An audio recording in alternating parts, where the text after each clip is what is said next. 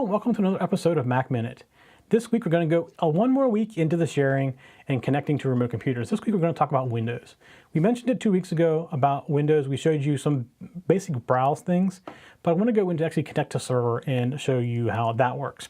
So if you're in your Finder, if you go up to the Go menu and you come down to the bottom, it says Connect to Server.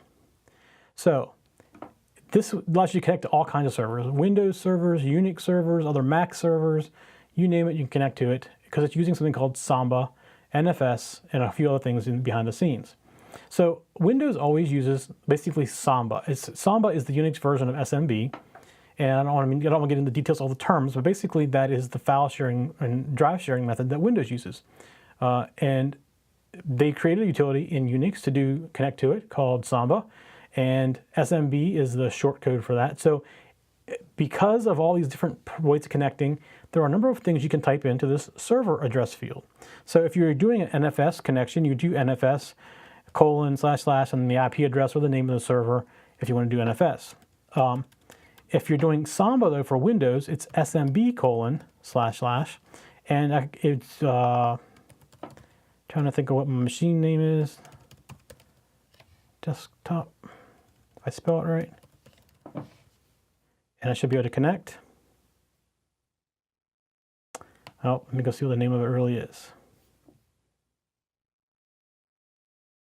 Mic Desktop.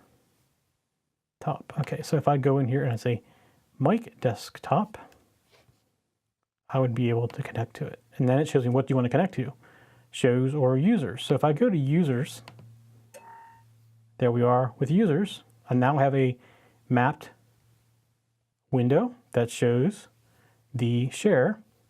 And if I want to go to a different share, I can come in here and say connect to server. And let's say I want to connect to the shows. I just type in shows and it'll go right to it.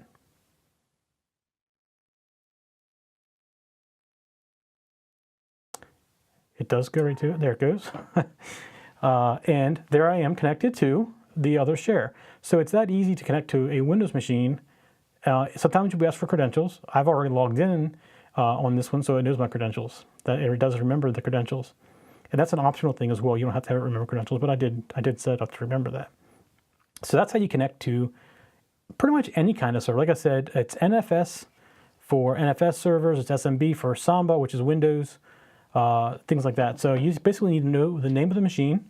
And if you don't know the share name, you can leave it off and it'll bring it up and show you what it is. Plus, the other thing you can do is if you use servers a lot, like I use the shows one all the time, I just don't use it for this user, I can click this and there it is. And now I can get to it anytime, clicking on it, hit connect. So, and you can also see some recent stuff right here that you can connect to real quickly. So that's pretty much it. It's really simple to connect to Windows. It works great with Windows. All of our storage is on Windows servers for our shows.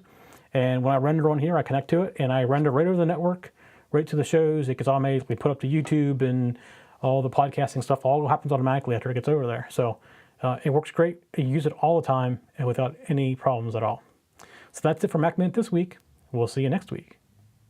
For show notes for this show, contacts, and more, go to the techzen.tv website where you can get show notes for all of our shows. We love to hear from our viewers and listeners. We have an email, a Twitter, and a phone number where you can contact us for each show. For details, visit the techzen.tv website and get the show details.